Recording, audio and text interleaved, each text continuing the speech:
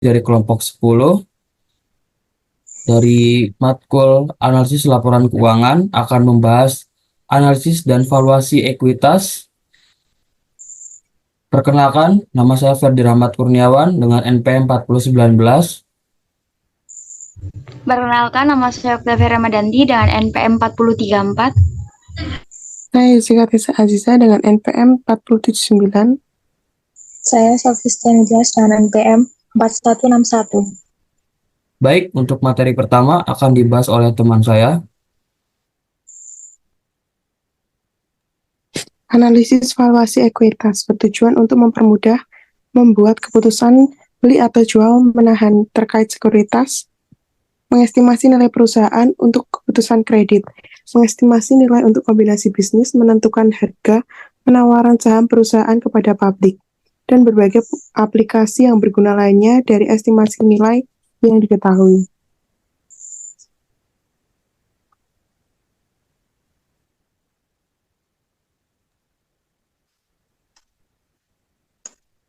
Di sini ada penghitungan dari rasio ukuran pasar. Yang pertama adalah earning per share.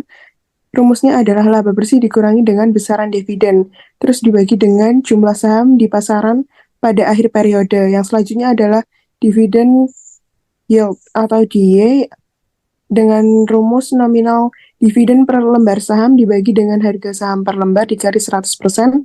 Yang selanjutnya adalah ROE. ROE adalah dengan dirumuskan pendapatan bersih setelah dikurangi pajak dibagi dengan total ekuitas perusahaan dikali 100%, sedangkan DER rumusnya adalah total utang perusahaan dibagi dengan total kekayaan bersih perusahaan. Yang selanjutnya adalah PBV. Dengan rumus harga satu lembar saham dibagi dengan nilai buku untuk tiap lembar saham. Yang selanjutnya adalah price to earning ratio, harganya dengan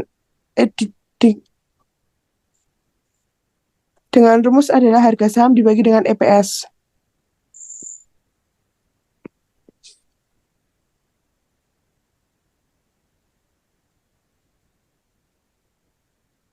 Yang selanjutnya adalah ukuran valuasi yang paling banyak digunakan. Yang pertama adalah rasio harga terhadap nilai buku, PBV. Nilai pasar ekuitas dibagi dengan nilai buku ekuitas. Yang kedua adalah rasio harga terhadap laba, PE. Itu dengan rumus nilai pasar ekuitas dibagi dengan laba neto.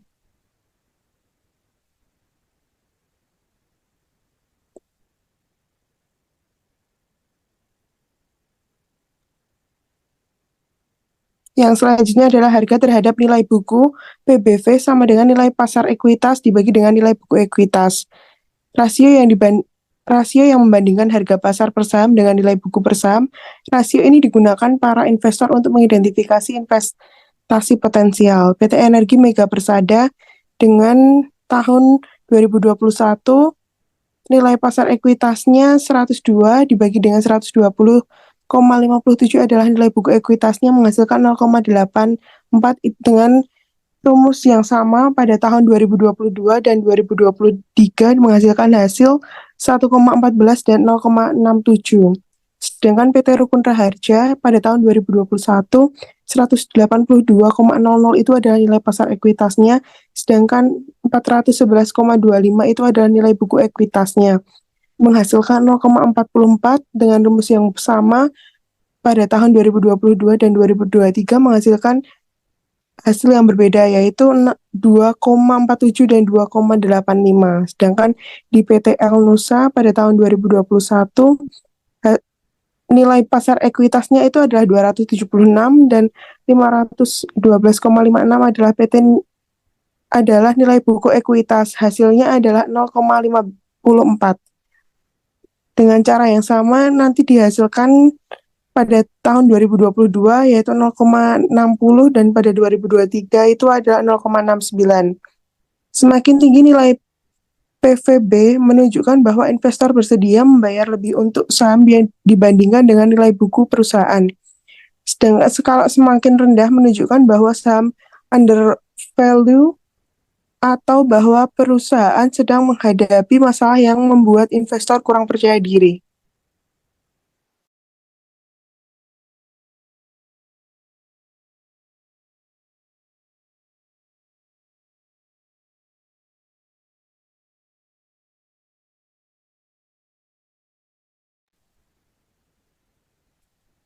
Selanjutnya di sini ada harga terhadap laba atau dinamakan dengan PE yang rumusnya nilai pasar ekuitas dibagi laba neto. Rasio harga terhadap laba mengukur harga saham perusahaan relatif terhadap laba per saham. Ini menunjukkan berapa banyak investor bersedia membayar untuk setiap unit laba perusahaan.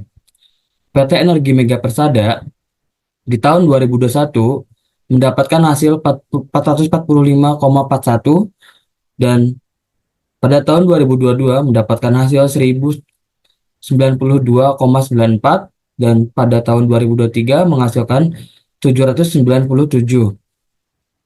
Ini menilaikan bahwa pada perusahaan PT Energi Mega Persada ini pada tahun 2022 mengalami peningkatan dan pada tahun 2023 mengalami penurunan. Selanjutnya ada PT Rukun Raharja dalam tahun 2021 menghasilkan 343,40 dan pada 2022 menghasilkan 5.000.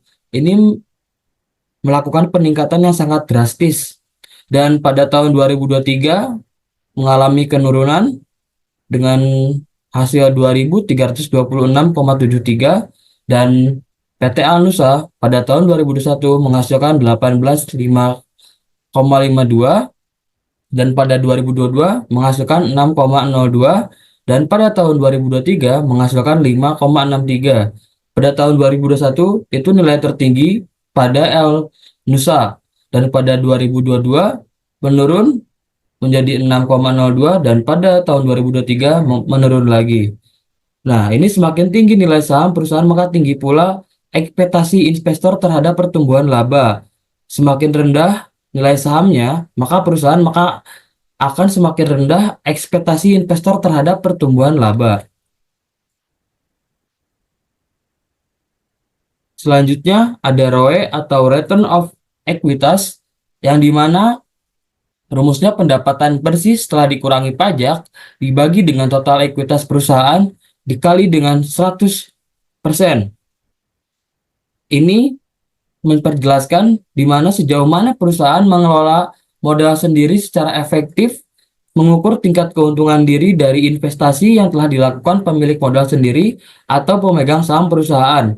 PT Energi Mega Persada pada tahun 2021 menghasilkan 90,4%, pada tahun 2022 menghasilkan 87,7% dan pada tahun 2023 menghasilkan 71,%.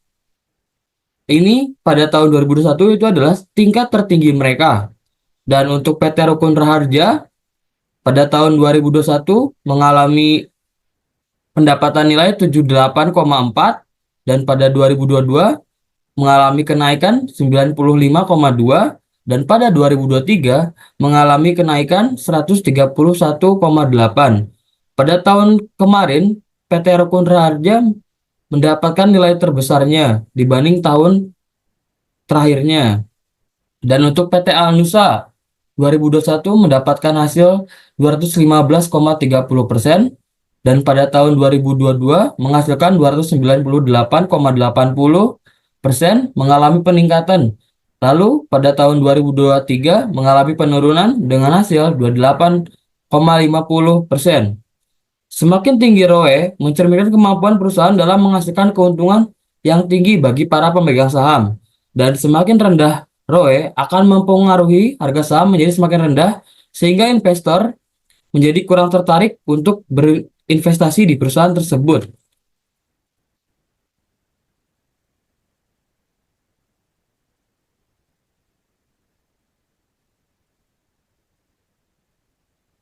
Selanjutnya ada DER atau Debt to Equity Ratio yang dimana total utang perusahaan dibagi total kekayaan bersih perusahaan.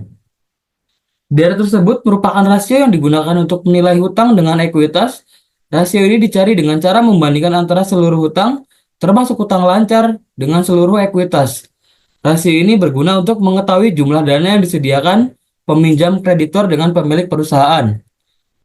PT Energi Mega Persada pada tahun 2021 mendapatkan hasil 1,513 dan pada 2022 mendapatkan hasil 1,503 mengalami penurunan dikit dan pada tahun 2023 mengalami kenaikan yang lumayan besar, yaitu mendapatkan hasil 1,862.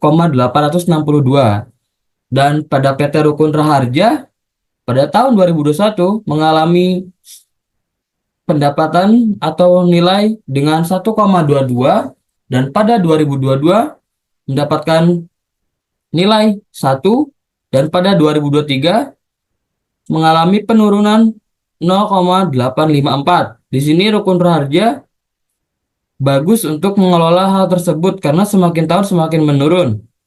Dan PT Alnusa mendapatkan hasil pada tahun 2021 dengan nilai 0,424, dan pada tahun 2022 mendapatkan hasil 0,383, dan pada 2023 mendapatkan hasil 0,412. Pada Alnusa mengalami naik turun namun masih stabil atau baik. Pengertiannya yaitu di sini semakin tinggi DER-nya menunjukkan semakin besar total utang terhadap total ekuitas. Hal ini juga akan menunjukkan semakin besar ketergantungan perusahaan terhadap pihak luar sehingga tingkat risiko perusahaan semakin besar.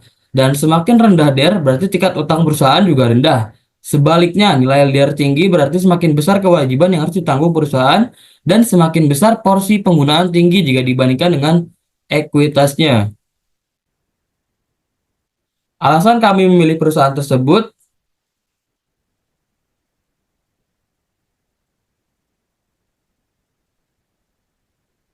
terdapat 3 perusahaan akan dijelaskan oleh teman saya. Baik, untuk yang selanjutnya yaitu kita memilih 3 perusahaan yang bergerak di bidang migas. Yang pertama itu ada PT Energi Mega Persada Tbk, yaitu perusahaan ini bergerak di bidang eksplorasi dan perdagangan minyak dan gas. Didirikan pada bulan Oktober tahun 2001. Nah, operasi komersialnya pada perusahaan ini dimulai pada bulan Februari tahun 2003, sedangkan memulai atau melakukan IPO-nya pada bulan Juni tahun 2004. Perusahaan ini tuh merupakan bagian dari grup Bakri. Dan kegiatan usaha PT dari Energi Mega Persada ini meliputi eksplorasi, pengembangan, dan produksi minyak mentah, gas bumi, dan gas metana batubara. Sedangkan kinerja PT Energi Mega Persada Tbk itu masih mampu bertumbuh walaupun bertumbuhnya itu tipis. Per kuartal 3 pada tahun 2003, emiten ini pertambangan migas membukukan laba bersih senilai 45,69 juta US dollar. Keuntungan perusahaan ini tumbuh tipis sebesar 4% dari laba bersih di periode yang sama pada tahun lalu sebesar 44,14 juta US dollar. Selanjutnya, PT yang kedua yaitu next.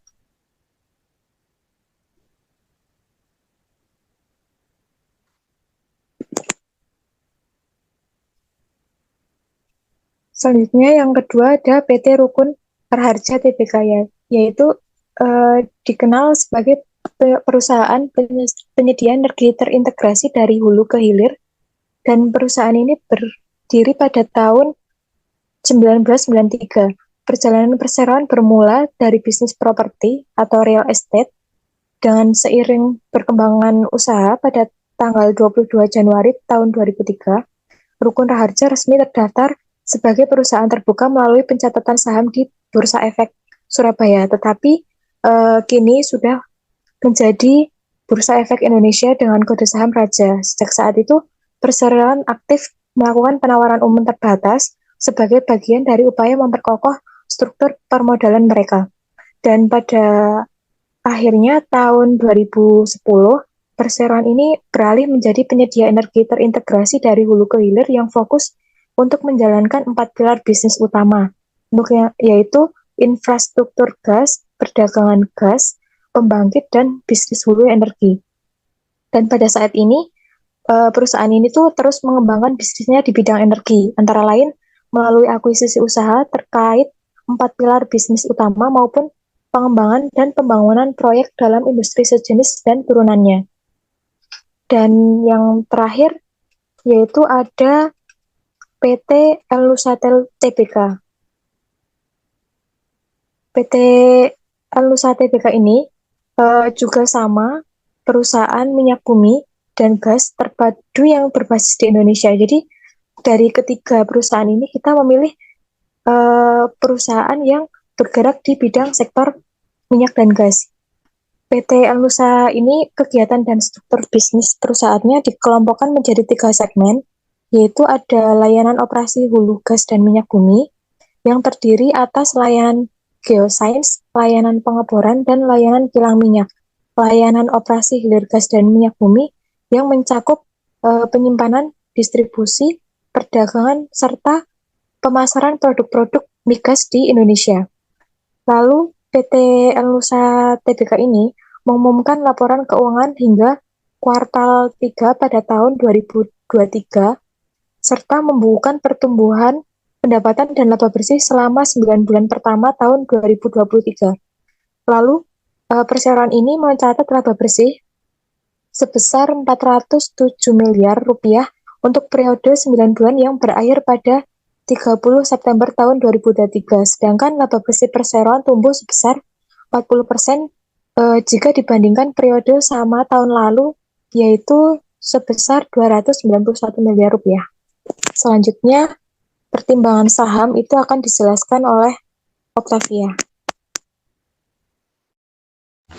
Ya, selanjutnya itu ada pertimbangan saham. Yang pertama yaitu dari PT Energi Mega Persada, merupakan salah satu perusahaan yang bergerak di bidang eksplorasi dan perdagangan minyak bumi. Sebagai salah satu perusahaan dengan fundamental yang baik, tidak mengherankan jika banyak orang yang memilih emiten yang memiliki kode saham ENRG ini, terlebih dengan harga bersaham yang terjangkau sekitar 457,30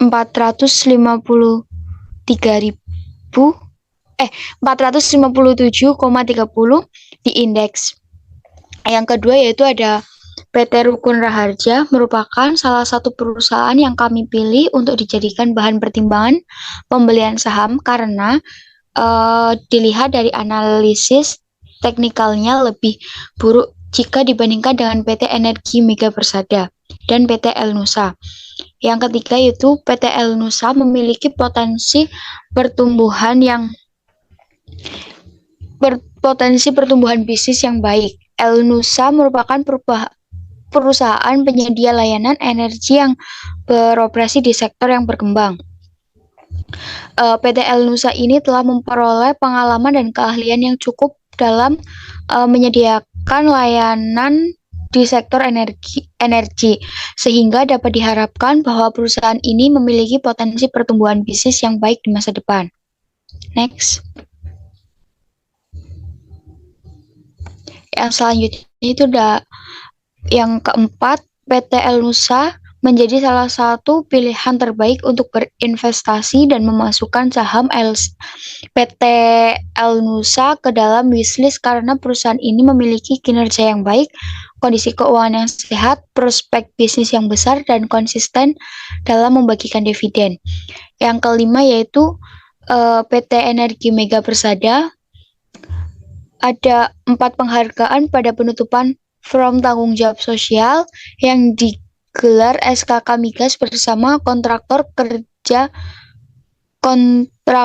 kontrak kerjasama atau KKKS di Yogyakarta pada tanggal 16 sampai 18 November pada tahun 2023.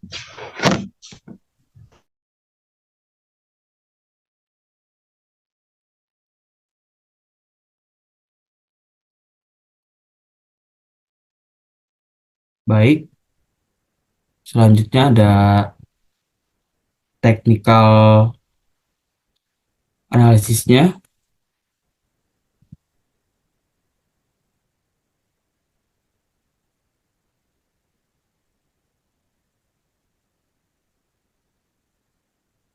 Setelah tadi dijelaskan untuk perihal fundamentalnya, di sini akan coba untuk analisis teknikal pada Energi Mega Persada. Dalam Energi Mega Persada dalam 5 tahun terakhir atau 3 tahun terakhir cukup mengalami turun naik yang begitu signifikan di sini bisa terlihat, dan kita menggunakan indikator zigzag yang warna biru. Di sini terdapat penaikan penurunan yang sangat jelas, namun untuk pada bulan ini mengalami penurunan, bisa dilihat dari sini pada open senilai dengan 182, namun pada closingnya terdapat nilai 190. Ini mengalami penurunan pada harga saham tersebut. Dan jika dilihat dari indikator MACD-nya, ini kemungkinan bisa naik, namun akan turun terlebih dahulu karena garis merah sudah di atas dan garis biru masih di bawah. Dan untuk RSI-nya bisa dilihat ini akan mengalami penurunan terlebih dahulu, namun akan mengalami penaikan jika dilihat dari 5 tahun kemarin atau 3 tahun kemarin, pasti akan mengalami penurunan terlebih dahulu, lalu akan mengalami penaikan yang lumayan tinggi. Nah, untuk energi tersebut kami akan keep terlebih dahulu sampai penurunan tersebut lumayan turun dan harganya turun. Ketika harganya turun, kami akan membeli untuk perihal saham energi tersebut. Yang kedua, ada saham Raja atau Rukun Raharja. Dilihat dari sini bisa terlihat bahwasannya untuk Rukun Raharja juga mengalami penurunan. Lihat di zigzagnya akan mengalami penurunan shoulder, dan untuk MACD-nya juga akan mengalami crossing ke bawah. Yang biru ini tersebut siap-siap untuk crossing ke bawah, dan untuk RSI juga siap-siap untuk turun ke bawah. Untuk perihal Rukun Raharja, kami tidak akan membeli saham tersebut karena akan turun begitu lama, dan untuk naiknya juga mungkin beberapa bulan atau hari berikutnya. Jadi kami tidak akan membeli perihal saham Raja tersebut. Dan untuk El Nusa bisa dilihat untuk sahamnya juga tadi mengalami penurunan harga pada closingannya, dan untuk RSI juga akan mengalami crossing ke bawah, dan untuk MACD juga akan mengalami ke bawah nih. Bisa dilihat garis birunya akan melewati garis merah tersebut dan akan mengalami penurunan.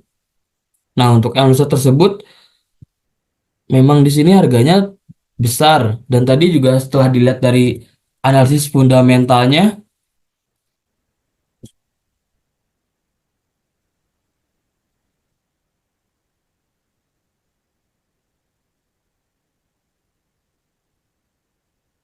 cukup baik dari 4 tersebut El Nusa.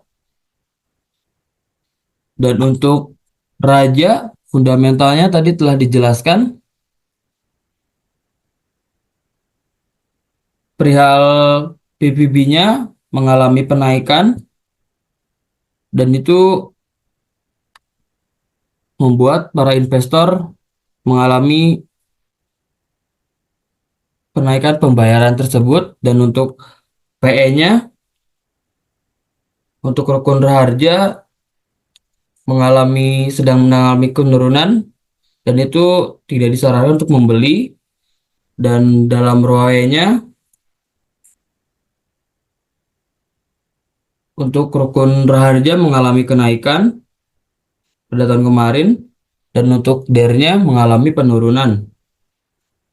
Selanjutnya untuk yang energi tersebut yang akan kami beli namun akan kami keep terlebih dahulu, analisis fundamentalnya PBV-nya mengalami turun naik, namun kami akan keep terlebih dahulu karena tahun kemarin juga mulai penurunan. Mungkin tahun ini akan lebih baik, dan untuk harga terhadap labanya mengalami turun naik juga, dan untuk tahun sekarang semakin rendah, dan kami akan keep terlebih dahulu lagi untuk melihat ke depannya. Namun untuk ROE-nya juga, perihal ROE ini juga semakin rendah untuk energi, dan untuk DER-nya semakin tinggi, dan terlihat bahwa tingkat utang perusahaannya juga makin banyak. Maka kami akan keep terlebih dahulu dan lihat ke depannya untuk perihal membeli saham ini. Dari ketiga tersebut, mana yang lebih baik? Menurut kelompok kami, yang lebih baik tuh untuk dibeli tuh yang energi, namun akan kami beli, namun tidak akan kami jual langsung karena harganya sedang turun. Jadi kita nunggu terlebih dahulu untuk harganya semakin naik dan akan kami jual.